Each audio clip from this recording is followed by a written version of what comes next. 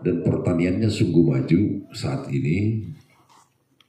Ya pertaniannya maju kan karena tanamannya udah tanaman modern. Nggak tahu mungkin karya dari abang saya, Simbulur. Semua ya. Mantan Kepala Dinas Pertanian Samosir.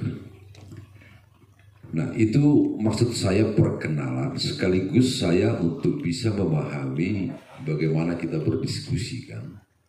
Bagaimana kita berdiskusi tentang sotoism ini. Perkenalkan saya Jenal Pangeribuan, itu istri saya, Kori Paroma Panjaitan. Jadi kami masih pengantin baru, jadi datang ke sini sambil berbulan madu juga kan. Stok lama. Yang kedua, hampir 2 tahun ini saya sudah menetap tinggal di Tua, persisnya di Desa Situluang Malagubudi. Sebelumnya bermukim di Jakarta. Penerbit buku ini satu angkatan saya di PB. Kami pernah dulu waktu kami masih belajar bahasa Indonesia di Bogor sama-sama satu kos. Kan BTL semua ini kan, jadi bahasanya pun ya, belajar. Orang-orang abang ini sombong, nggak mau mengajari kami berbahasa Indonesia. Lu pas sih gitu ya kan.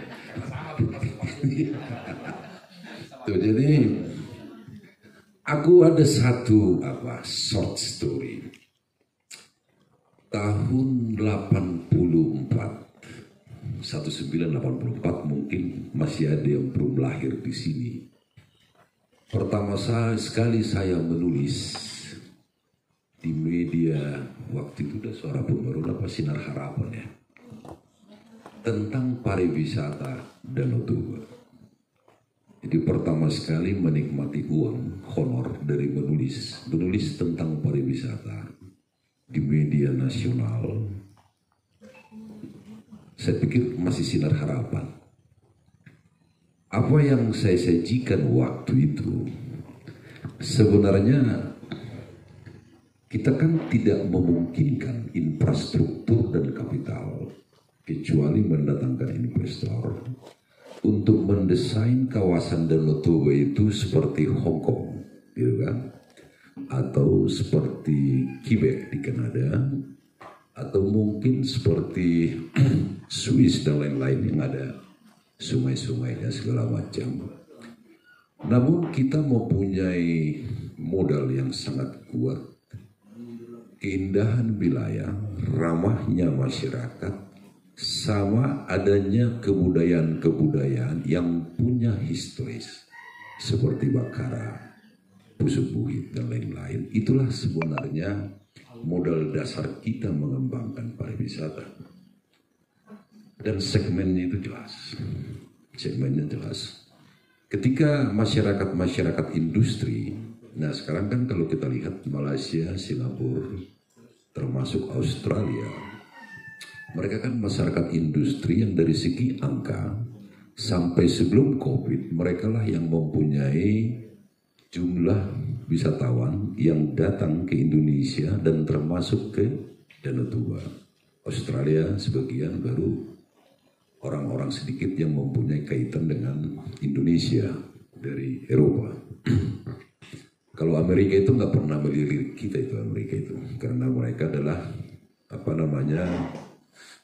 mbahnya iblis di dunia kan itu Amerika. Jadi nggak mungkin datang itu ke daerah yang berbudaya. Itu dulu.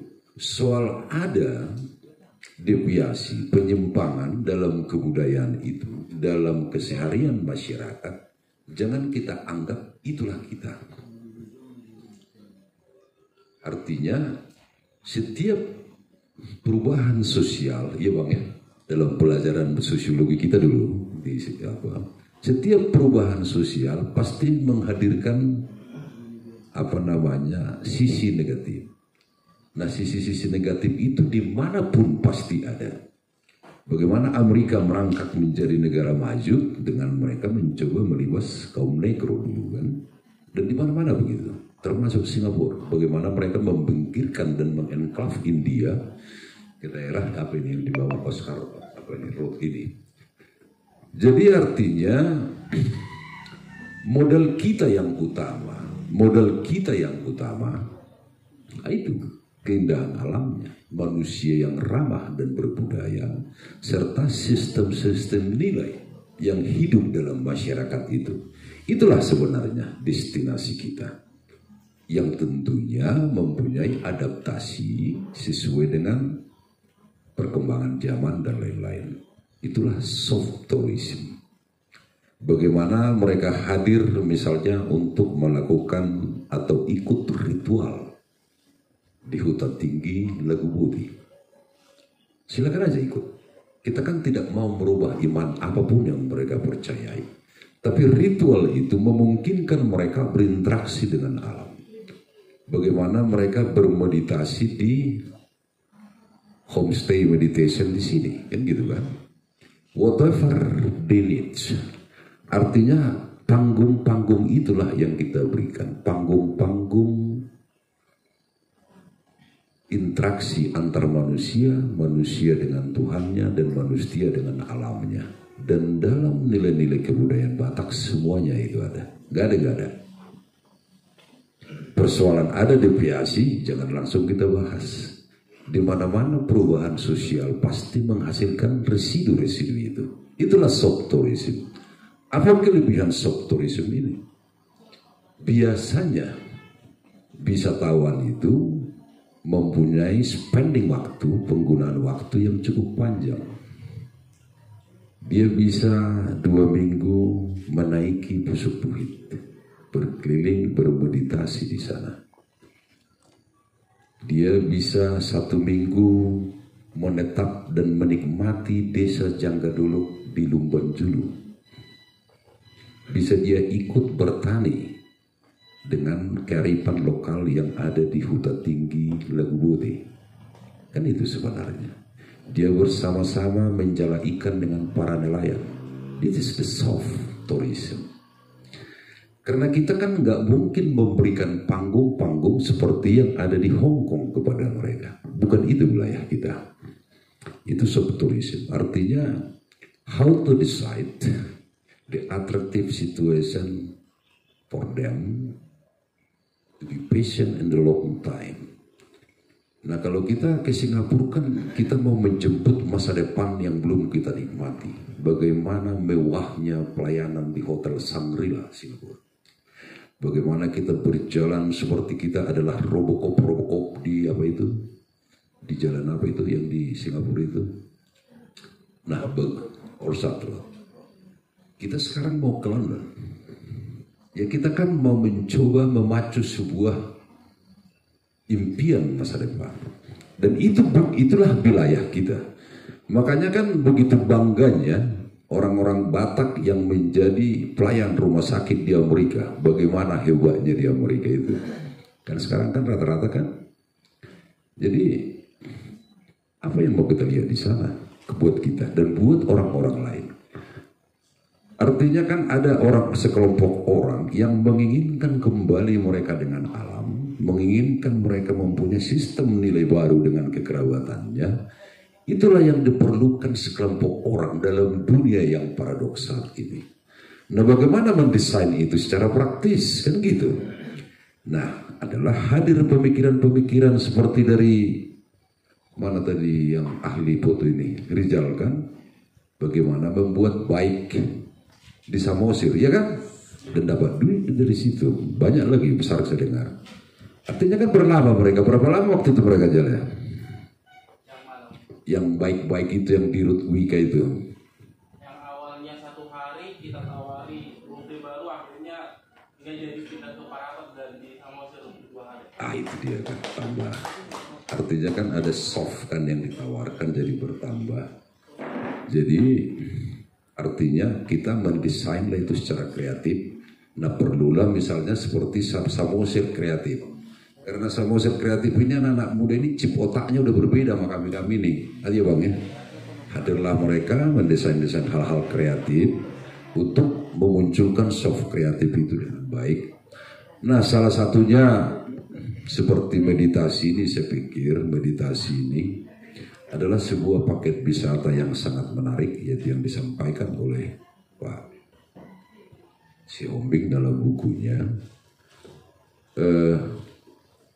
Artinya memang seperti yang disarankan Pak Nixon Sinaga, kita membutuhkan relawan-relawan kan untuk mendampingi orang yang bermeditasi nanti. Siapa tahu nanti banyak orang mau jadi bermeditasi selain dipandu oleh Pak Siombing, Pak Paul. Kenapa? Dalam dunia yang absurd sekarang ini cenderung paradoks. Dia akan melahirkan sebuah binary complex society. Nggak tahu lagi dia mana yang baik dan yang mana yang buruk. Ya kan? Masuk dalam situasi itu. Peradaban begitu. Peradaban ini sangat berbahaya dan itu sudah ditunjukkan dalam peristiwa Sodom dan Gomora. Awal-awal tahapan psikologi sosialnya. Pada saat ada kebimbangan begitu, bermeditasi adalah pilihan terbaik. Menghadirkan diri kita sebagai kuil ilahi untuk memahami, memilih mana yang baik dan yang buruk langkah kita ke depan. Orang-orang begini sekarang banyak di dunia. Dan mereka ini banyak orang yang kaya. Mungkin kan pernah dilihat di TikTok bagaimana seorang kaya harus menabrakkan dirinya. Bagaimana seorang Michael Jackson harus meminum obat overdosis. Kan itu kan masuk dalam binary kompleks. Nggak tahu lagi dia pilihan hidup itu apa. Meditasi ini bagi saya adalah sebuah alat, sebuah cara bagaimana kembali kita menemukan diri kita dalam sebagai tempat Allah di dalam tubuh kita.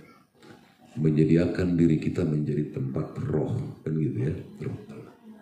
Dan orang-orang ini banyak di dunia, banyak orang kaya. Mereka kan yang bunuh diri, dia kan orang terkaya di dunia. Michael Jackson bunuh diri, orang terkaya di dunia. Itu kenapa? Mereka menghadapi binary kompleks dan itu sekarang banyak di dunia. Apalagi setelah COVID itu. Banyak kan orang-orang kaya yang jadi gila karena COVID kan gitu kan, menjadi pasien rumah sakit jiwa. Saya pikir inilah menjadi jawabannya. Soft tourism ini seperti meditasi.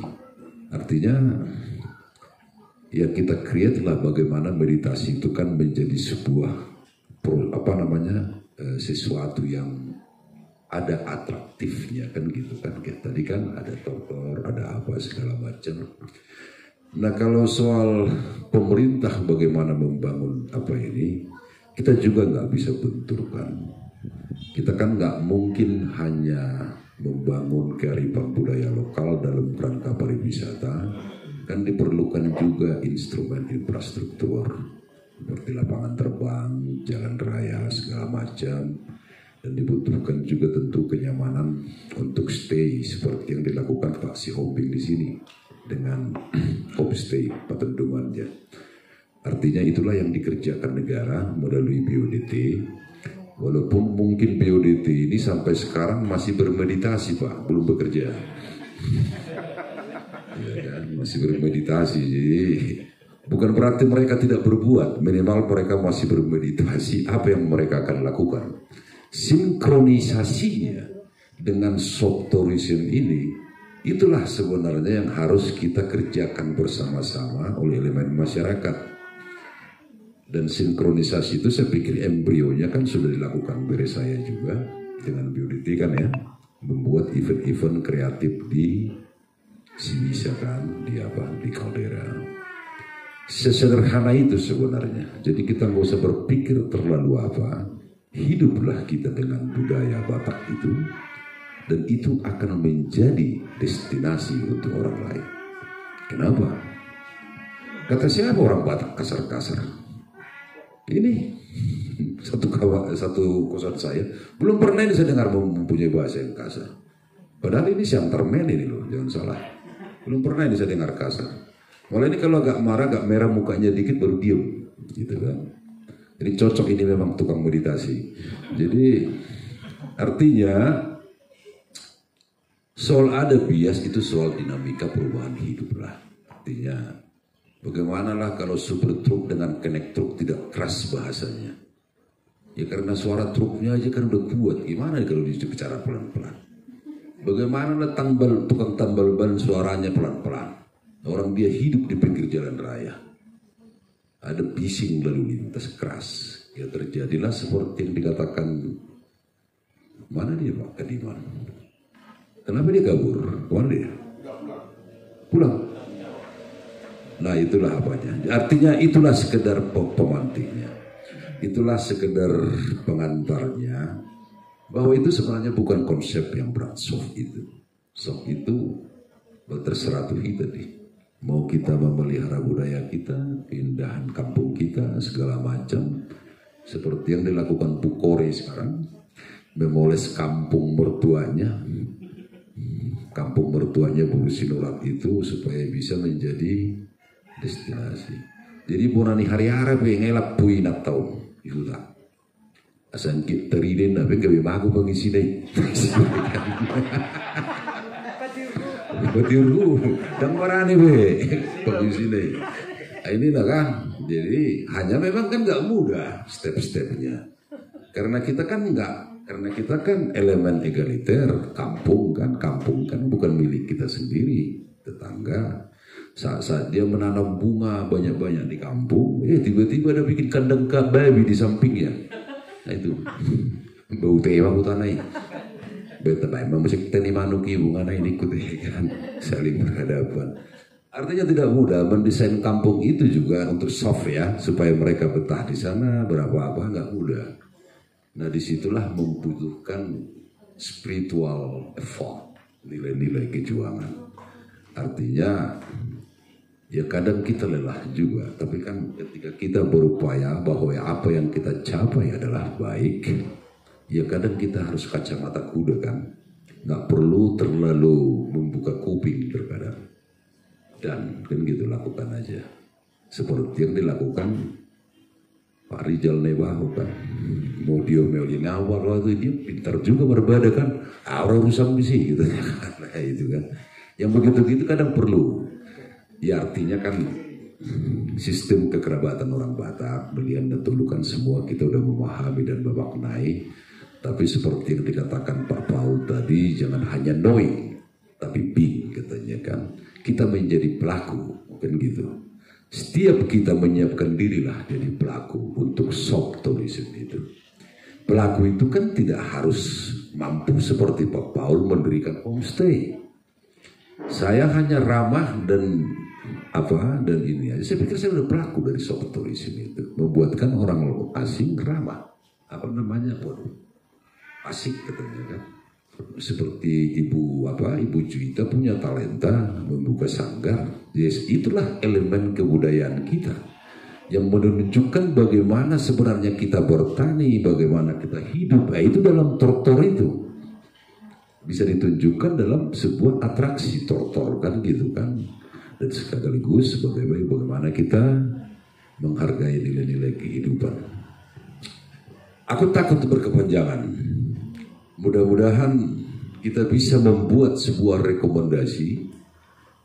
rekomendasi kepada bangsa Batak, kepada stakeholder pemerintah dan BUDT, supaya kita lebih perhatian dengan soft tourism. Bagaimana nanti kertas posisinya itu nanti bisa kita siapkan lah ya.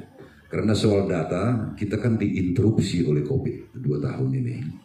Jadi data kita misalnya 2019 kita bisa mendatangkan wisatawan di sini di Sumatera Utara sampai Danau Toba sekitar 1 juta. Tapi tiba-tiba kan data itu mengalami interupsi loh. Jadi penyajian datanya itu secara statistik unlinear kan gitu ya. Tapi yang jelas case Jangga Dolok bagi saya yang saya lihat yang begitu banyak turis dan berlama-lama di sana di homestay-nya itu di desa itu menikmati desa, mereka hiking ke gunungnya, bukitnya, artinya menunjukkan segmen ini sangat menarik sekarang di pasar internasional. Nah, Samosir saya pikir mempunyai fasilitas lebih dari cukup untuk itu karena dia mempunyai Danau Toba dan Pusuk Puhit dan nilai-nilai budaya yang masih kuat di masyarakat. Ima jotu sih. Ade, mulubui, au hola sarakku di dengna hauso, hola nda mengambil posisi dah hauso. Sama-sama kita kasih apa? Nanti mungkin ada juru tulisnya nih, Ibu MC, ada. Artinya kita rangkum nanti, kita sampaikan. Mungkin dari Pak Paul, karena Pak Paul juga sudah menyiapkan buku untuk itu ya, soft tourism ya. Mungkin dari abang saya, Bang Ekrano Simbolon, yang sudah setelah pulang dari Papua, udah mulai hidup dalam kekerabatan di apa ini, Danau Toba.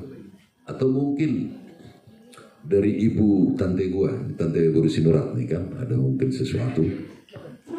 Kan lahir di sini masih ya tante kan, artinya lahir di sini, sempat tinggal di di Jawa Timur, balik lagi, bagaimana gitu kan? Ya silakan, terima kasih. Baik, terima kasih untuk waktu ini ya. Meditasi kami sudah lakukan belasan tahun yang lalu. Meditasi bukan mengubah yang buruk menjadi baik. Gak bisa. Meditasi seperti begini, pengalaman saya ya, untuk apalagi yang muda-muda. Misalnya ada gudang. Gudang ini redup. Semua di dalam. Karena gudang ini redup, kita masuk otomatis berjatuhanlah segala barang. Dengan kita meditasi, artinya gudang itu tetap gudang, tapi kita sudah terang. Pribadi kita sudah terang. Jadi gudang tetap gudang, tapi kita masuk gudang itu tidak kena barang berjatuhan lagi. Itulah meditasi. Jadi kalau meditasi, jangan pertama pikir dulu, oh nanti saya sebentar lagi jadi sakti. Permintaan saya dikabulkan, anak saya baik. No. Meditasi jangan pakai target. Meditasi jangan ada intensi. Kalau itu tujuan kita, tempo singkat hancur. Bahkan tambah kacau. Jadi kembali, itulah soal meditasi ya. Soft tourism yang dibilang Bapak ini tadi, kalau bisa, apalagi yang muda-muda ini, di Danau Toba ini, di Pulau Samosir ini, jangan kita penonton. Kita orang Batak. Kita harus ikut jadi pelaku, pemain. Alangkah sedihnya kita datang berlibur dari Surabaya ke sini, harus menginap di tempat yang anehnya orang Batak juga. Jadi kami ke sini bukan karena kami orang kaya, bukan. 30 tahun kami di Surabaya. Nyaman, super nyaman. Datang ke perkendungan homestay ini, saya harus melewati zona nyaman. Sakit. Dari orang terhormat menjadi tidak terhormat. Orang yang berduit menjadi tidak berduit. Sakit. Tapi dengan meditasi, happy. Yang menilai saya bukan sekitar. Jangan kalian lihat ini, oh sudah begini bentuknya ini. No. Ini alas. Kok di Jawa namanya alas apa ya? Semak-semak yang gak jelas. 1 bulan eskavator di sini untuk membuat bentuk ini. Di situ saya dengan suami merasa memang benar-benar ada tuntunan Roh Kudus. Menit-menit terakhir kami membuat rumah seperti ini. Kami sudah membayar arsitek. Kami sudah membeli batu padas, membeli batu bata 100.000. Nah, ternyata jadi seperti ini. Disitulah mungkin kami mendengarkan tadi kesadaran itu ya. Meditasi itu kan sadar. Nah, saya sadar sekarang saya injak lantai ini. Nah, itulah meditasi. Kami sadar menit-menit terakhir Tuhan atau mencubit atau apalah namanya. rumah yang kau inginkan itu tidak cocok. Karena kalau saya buat ini dari batu, tidak laku. Hotel Fantas jauh lebih pantas. Nah, kenapa ini laku? Karena unik. Nah, yang kita jual di sini unik, bukan mewah. Nah, jangan karena memang ini sederhana dan murah, tapi jangan murahan. Bagaimana supaya tidak murahan? Kita harus sadar, meditasi. Contoh, saya di Surabaya, puluhan tahun saya punya pembantu. Puluhan tahun, saya hampir jarang saya cuci piring. Semua nyaman. Datang ke sini, sesudah ada homestay, saya bersihkan dengan tangan sendiri kloset orang. Karena yang saya jual adalah bersih. Mungkin Anda melihat kamar mandi saya bersih. Kami tidak punya karyawan. Saya tidak malu, suami saya mengobat tiap hari. Mungkin kalau tidak meditasi, harga diriku jatuh. Di sini kita melihat bukan knowing, tapi being. Dari nyaman ke tidak nyaman. Itu ngomongnya gampang. Tantangan supaya jadi ini, jangan pikir enak. Dari dalam dan dari luar. Saya sendirian di sini, suami saya di Surabaya. Saya harus berhadapan dengan tukang 11 orang yang bukan orang Batak, orang Palembang. Jumulnya minta ampun. Ya, kalau saya tidak meditasi, kurasa sudah saya tabok itu. Ya. Tapi saya merasa Tuhan, terima kasih, saya masih bisa membayar orang ini. Memberikan tangan di atas, toh. Kami ditipu. Bukan 10 juta, puluhan juta. Bahkan pemborongnya ini masih berutang ke kami. Mana ada pemborong ngutang ke ini kan? Tapi itu yang terjadi. Tapi saya melihat itu, happy kami. Terima kasih Tuhan, kami masih bisa berdiri. Itulah, jadi adik-adik yang muda-muda, jangan jadi penonton di tanah kita orang Batak. Orang Batak itu unik. Ya, sedikit mirip dengan orang Yahudi kan memang. Jadi, sekali lagi, kalau kalian datang ke sini, saya bukan mau promosi ya, enggak. Dengan senang hati, datang ke sini, enak sekali meditasi. Apalagi di atas, di gazebo amangnya. Tidak ingat dan nengok utang. Sungguh, singir sudik.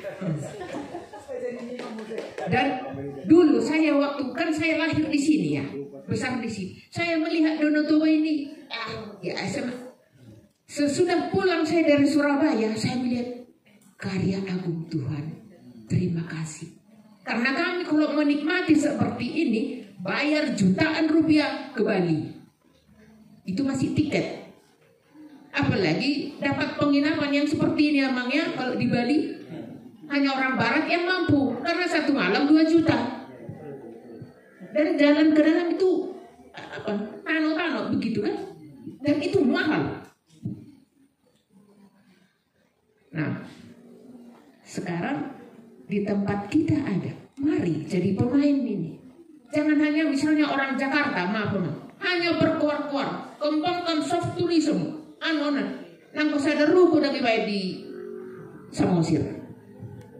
Mengkritik. Kritik itu biasa. Nah, dengan ada embrio yang meditasi ini bisa kita jual nanti seperti Bali.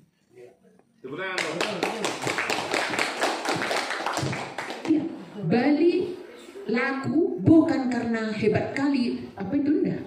Budayanya dengan agamanya sama. Selaras. Genutuk kita 2 3 mengalayani hanai dewa nai. Jangan coba langkahin itu. Orang Bali bisa miskin sekalipun, ya, uang 2.000 di kantong, tapi kalau di sejajarnya itu ada 100.000, jangan coba ambil. Itulah mereka. Jadi mari kita buat Samosir ini. Mungkin 20 tahun lagi belum bisa seperti Bali, tapi mari kita ramah sedikit. Di Lombok itu untuk senyum 20 tahun. Bagaimana untuk senyum 20 tahun? Belajar senyum. Jadi adik-adik, sekali lagi, jangan jadi penonton di tanah sendiri. Leluhur kita itu sangat mulia. Jadilah pelaku dan pemain wisata. Thank you. Luar biasa kan? Tanteku ini Bu Sinurat ini. Artinya tekanannya kan supaya kita menjadi pelaku kan. Dan saya lihat sih daripada para pelaku ini kan, seperti Rijal kan udah pelaku ya. Artinya dia mempunyai talenta di bidang fotografi, peralatannya pun udah ngetren gitu kan. Daripada pelaku baru Partonun kan pelaku juga ya.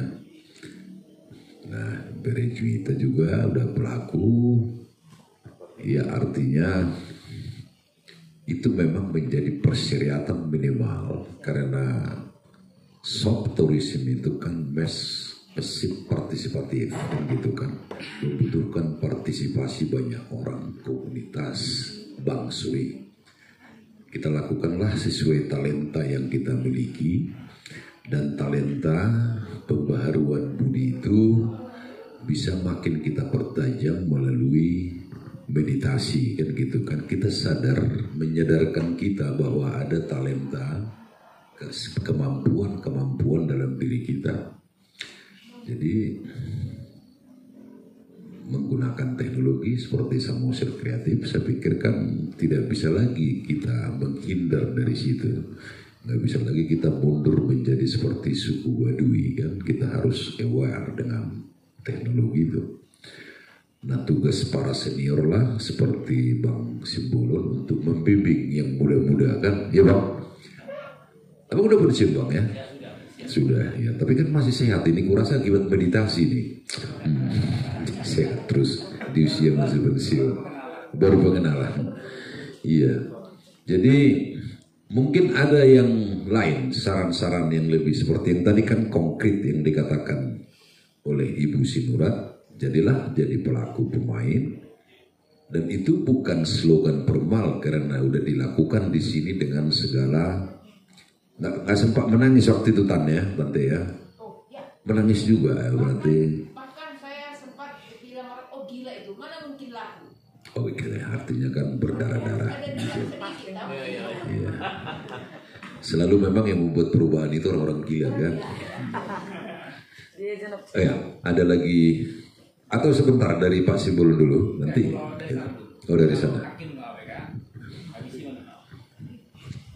Silakan.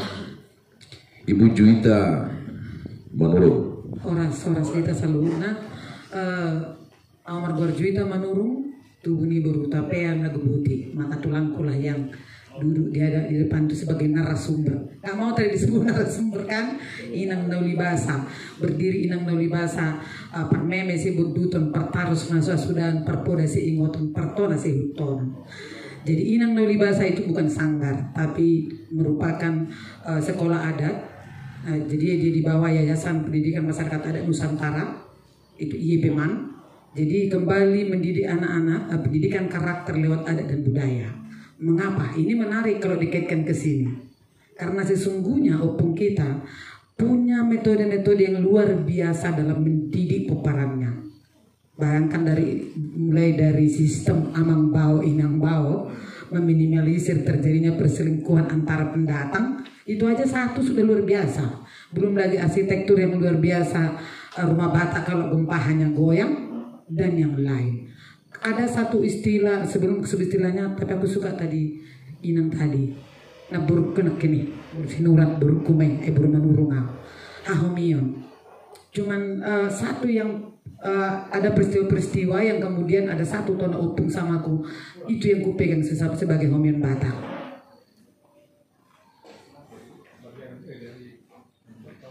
Itu nai begi mi polo subiki nang pengomal ho pahom nang gabiru bada peo maison. Jadi mau adong dope madokon audon jago audon on belum marah mio. Kayak kata Nambur tadi, belum meditasi berarti. Yang kita sampun ingsun pancur kita menunggaling karo Eyang Gusti. Memang kalau kita sudah menemukan jati diri kita, maka kita akan menyatu dengan sang semesta. Bagi saya sang semesta itu adalah semesta ini, dan inilah dia. Ketika saya bicara opung dan orang akan bilang, nah ini menarik kalau masuk nanti dia ke soft tourism, alter tourism, tradition tourism, ekotourism. Kegagalan zaman modernisme adalah tidak mampu menjawab hal metafisis, maka muncullah paham-paham postmodernisme. Kembali ke alam, yoga lagi, hidroponik lagi, apalagi organik lagi. Muncullah pariwisata, wisata kampung.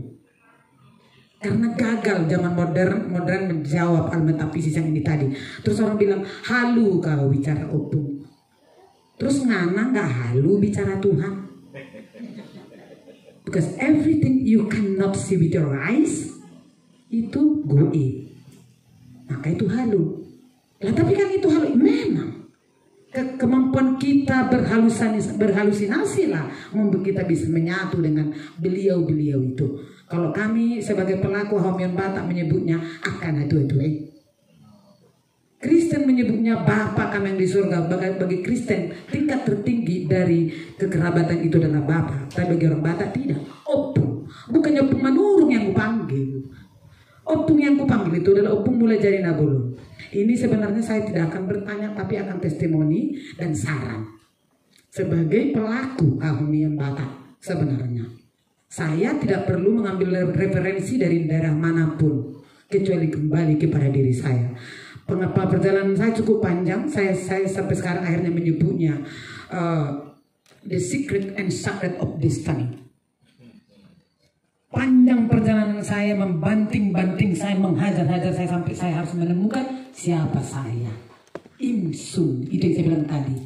Yang kita sampun ingsun, pancur kita manunggaling karo Eyang Gusti. Ingsun dulu. Jadi kalau tadi Tulang bilang kita nanti akan mengarahkan mereka untuk bermeditasi, bla bla bla, iya. Terus memang saya baca ini cukup keren. Opung, saya bilang opung karena tadi ucapannya sangat bertondi kalau menurutku ya. Sebagai seseorang yang tidak banyak berbicara, kalau kuliah di sini narasumbernya nggak ada panuturi. Kalau si terus orang kan, saya baca bukunya Sejarah dari Natolu, dia menggunakan referensi langsung ke panuturi langsung. Nah tapi cukup keren, ini bisa menjadi stimulan buat kita. Pas tadi itu, kalau ada orang yang bikin ini penelitian lagi, lebih level tingkat tinggi lagi, naik lagi, tapi dengan langsung melakukan penelitian kepada panuturi yang masih merupakan pelaku. Jujur ya, saya seorang STH. Saya sarjana teologi yang memilih untuk tidak berdiri di mimbar karena melayani itu pergi, bukan berdiri di mimbar. Kalau orang bertanya apakah saya menyesal, tidak. Justru kemampuan saya, karena kebetulan skrip saya adalah Biblia Hebraika Perjanjian Lama. Jadi kalau Perjanjian Lama itu harus dikorek di belakang teks itu apa yang terjadi gitu. Keberuntungan saya sebagai seorang mahasiswa teologi, sarjana teologi, masuk di Homian Batak, luar biasa. Apa sih yang gak terdapat di dalam Alkitab itu? Apa? Semua sudah ada, hanya saja. Jadi langsung muncul tadi ide saya, kayaknya ada 2 buku deh ini yang akan ditulis nih. Pertama, dari sini ya, lahir dari pertemuan ini, Tondi Nasian de Batak. Di dalam Alkitab itu ada loh, Tondi Nasian de Batak. Supaya tidak ada lagi orang Batak yang bilang Tondi opung yang datang memilih peparannya disebut begu. Ada Tondi yang sian de Batak, Tondi panuturi, Tondi pangajari, Tondi pangobati, Tondi pertonggo-tonggo, Tondi, ada 7 Tondi. Karunia-karunia di dalam Korintus. Tondi nasian de Batak, kayaknya ini perlu dikaji lagi. Yang kedua, Buku yang kedua kayak menurutku menarik sekali. Apa sih yang hilang? Ada yang hilang pun. Saya hidup, saya bangun, saya ngopi, saya merokok, terus nanti saya kerja, pulang lagi, tidur, makan. Tapi ada nggak yang mertondi yang kita lakukan itu? Ketemu kucing, tendang kucing, ala kucing aja pun. Seandainya kita sudah mengenali diri kita sendiri, secara automatically you will respect around you. Maaf ya Bunga, aku merokok, asapku kena kau ya. Orang bilang udah gila si Juwita ini, Bunga aja pun diseganinya. Loh, asap rokok saya mengganggu pernapasan Bunga itu sebenarnya. Saya sebelum berangkat saya bilang sama anjing saya 2, Lexi, kalau dia tengok merangsang, udah mulai dia heboh nyium-nyium. Tahu dia, besok mami harus pergi. Kan ulang nopung hari Minggu. Mungkin hari Selasa aku pulang ya, Ma. Baik kau di sini. Dia itu pasti berangkatkan ke halaman rumah. Anjing. Jangan pernah bilang seekor anjing gak paham itu. Ada tondi. Sarina, kereta saya, sepeda motor saya sebut namanya Sarina. Sarina, kau yang membawa saya, bukan saya yang bawa kamu. Kau anak gadis. Kalau aku bikin bonceng 3, kempes bangunnya. Sabar-sabarlah, kau lagi kosong uangku, dan rusak dulu kan. Ini loh yang hilang dari kita. Karena terlanjur di sekolah tinggi teologi, tadi kan bicara dikit kan dengan agama. Terlanjur sekolah tinggi teologi, tidak ada bicara soal sahala. Yang ada adalah okultisme, kuasa-kuasa kegelapan. Langsung begitu, animisme, menyembah roh-roh, semua benda yang nggak mertondi. Padahal maksud opung bukan itu. Kalau ku anggap ini mertondi, temanku bilang gini, kau isi di mana ini no? Katanya. Padahal ini beruku yang beli, nggak ada bukti siapa-apa, tapi ada isinya. Nama aku. Mengapa? Karena sangat ku sayang warna hijau. Ku sebut namaku Juwita Manurung, kau bersama ini. Martondilah cincin ini juga. Datang misalnya bro ini, sama aku lah kak ulusmu itu. Ima datang, namanya. Marmiang mapasar yang memangalili tador-ador, itu tadi yang dibilang simbulun. Pada saat ngasih ulus, itu ada doanya. Ku pertondi, kalau di pertondi itu berarti yakin ya. Ku yakini ketika ku kasih ini, itu akan membawa berkat buat dia. Dan dia merasa itu akan jadi berkat buat dia. Itu yang pertama. Terus kemudian yang kedua. Yang kedua ini memang kalau nggak mampu kita lakukan, nggak mampu kita jadi orang Bali. Begitu kita lagi ritual di sini datang orang celana pendek. Jangan sebut spiritualmu sudah tinggi begitu lihat orang pakai celana pendek aja kau langsung begini. Spiritual bicara tentang dirimu dan yang di atas. Spiritual. Dan jangan kaitkan dengan agama. Ketika sudah memasuki spiritualitas 5 dimensi, memang akan menjauh dari kebiasaan lama, menjauh dari komunitas-komunitas lama yang tidak penting, akan lebih suka menyendiri, akan berbicara hal penting, akan melakukan hal-hal yang penting. Saya sendiri soalnya melewati proses itu. Kok jadi gini aku ya? Orang ngajak aku ngopi itu kok malas sekali. Kalau dulu aja ambil kereta langsung pergi. Sekarang enggak, ngapain? Ngobrol ngalor gitu nggak jelas. Tapi nggak buang waktu. Jadi saya lebih nyaman berdiri sendiri di rumah. Dan pada saat itulah kita hening dan berbicara kepada diri kita sendiri. Dulu kalau aku punya masalah dipanggil orang, ya kesini lah, udah curhat. Kemudian setelah kita meditasi, jangan buru ya, kita menyadari ketika saya curhat, terus curhat, saya nggak sempat mendengar suara saya sendiri. Suara hati yang disebut-sebut dari dulu, tapi hanyalah hanya slogan. Suara hati itu tidak pernah bisa kita dengarkan. Suara angin, suara daun, suaranya anakku tadi yang berbulu keberkaki 4 tadi, nggak sempat ku dengarkan lagi. Ketika terlalu riuh yang ku dengarkan suara. Makanya kau kuat dong begini, gak usah dia bilang juga aku kuat. Kalau nggak aku kuat, ku rasa sekarang sudah mati kan gitu kan.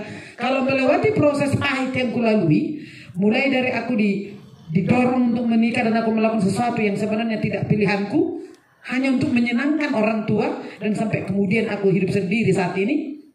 Kalau tidak meditasi maka aku tak akan mampu memahami takdirku. Semua sudah ada suratannya dan takdir tak pernah bisa ditukar.